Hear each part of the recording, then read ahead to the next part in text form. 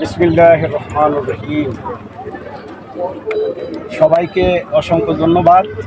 এই যে নতুন মরিচা গ্রামের নবজাগরণ সংঘের উদ্যোগে আজকের এই খেলা, আমি বিগত দিনে এই মাঠেই খেলছি, এই গ্রামেই আমার জন্ম। আমি ঢাকা থাকি নিজের পেটের জীবিকা উপার্জনের কারণে।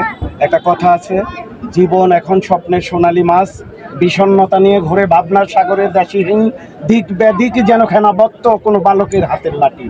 তবুও প্রত্যয়ের সেরাজালে আটকাতে ত্রস্ত, নাবিকের মতো ব্যস্ত, বুকে পাথর চাপা দিয়ে বিশ্বাসবিহীন নিঃশ্বাস বহি বাঁচিতে চাই, বাঁচাতে চাই। রক্তিম শিমুল পলাশকে বলতে চায়, আমি বুঝি হৃদয়ের অব্যক্ত ব্যথায়, কবি নজরুলের ভাষায়।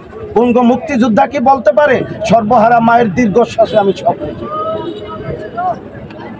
এই খেলার সংঘের সম্মানিত সভাপতি, এই খেলার দুপক্ষের শ্রদ্ধেয় এবং স্নেহের ভাই বেরাদাররা, তোমরা আজকের মাঠে ফুটবল খেলবা, আমরা সেটা আনন্দ অনুভব করব, কিন্তু এত সুন্দরভাবে খেলা খেলবা, নিজেরা কারোর সাথে যেন কোনো উচ্চবাক্য না হয়, স্মুথলি খেলবা।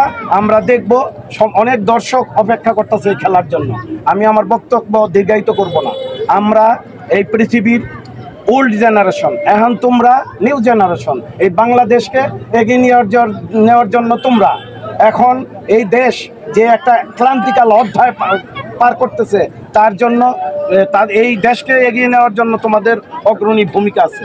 তোমাদের সবার কাছে সুন্দর এবং সুশ্রী খেলার পরিবেশ, খেলা দেখার আহ্বান করে আমি আমার বক্তব্য শেষ করলাম। ধন্যবাদ।